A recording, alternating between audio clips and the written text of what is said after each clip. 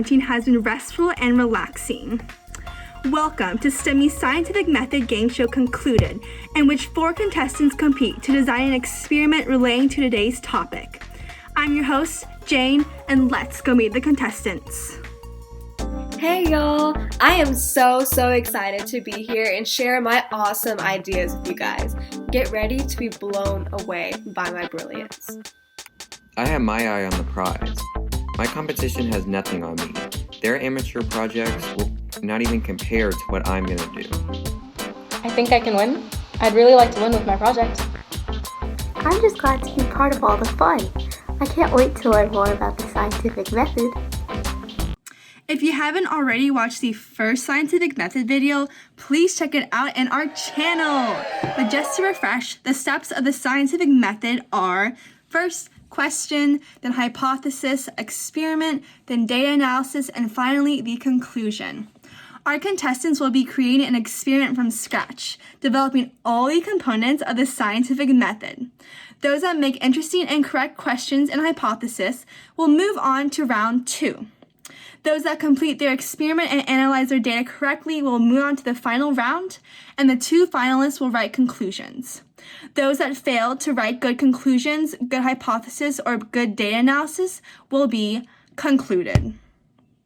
The contestant with the best conclusion will be crowned the ultimate scientific method champion. Okay, so let's get started. Today's theme is water. Please design an experiment centered around the unique abilities of water. I want to do something big, something creative, something that's never been done before.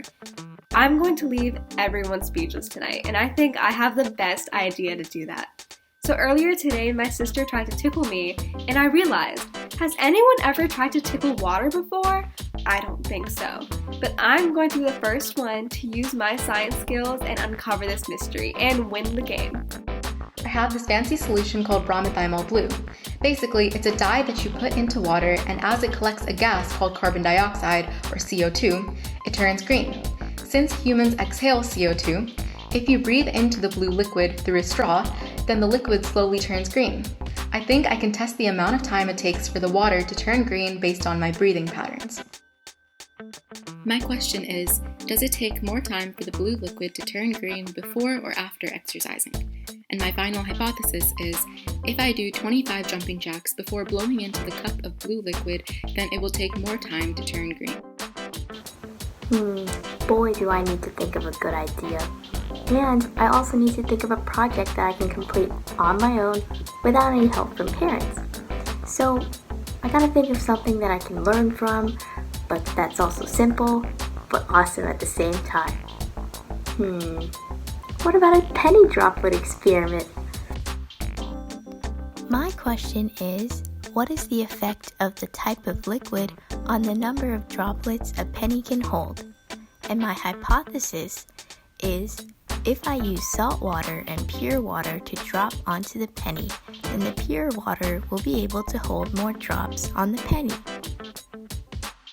Well, I know I'm not going to do something basic like penny droplets.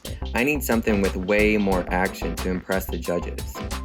I know if you drop an Alka-Seltzer tablet in water, it fizzles. That's way more interesting than my competition. I can test different liquids to see if it affects how long that Alka-Seltzer fizzles. I wonder what would happen. Okay, time is up. Please show us your questions and hypothesis. Ooh, this is a good one. It has a lot of potential to be a good science fair project. I'm happy to see that you used the correct format and you have an idea that is quite unique. What do you think, Judge Karen?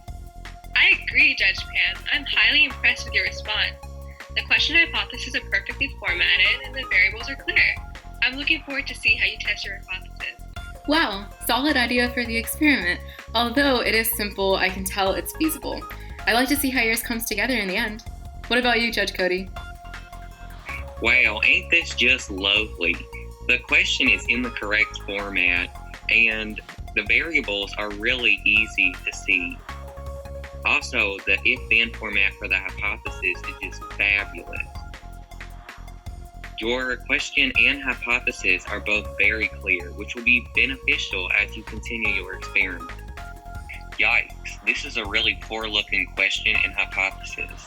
I'm not sure you can test this, and gosh darn it, your question and hypothesis aren't even in the correct format.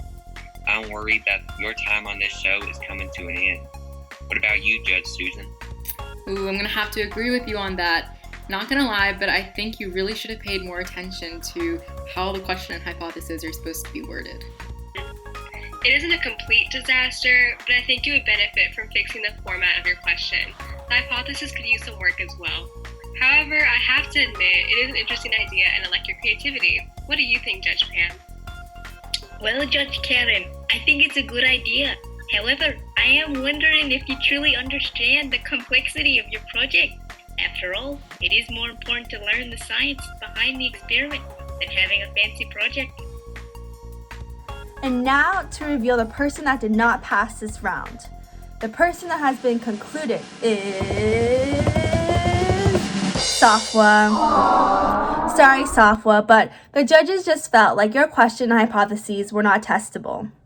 So I hope you guys enjoyed this video and check back next week for round 2.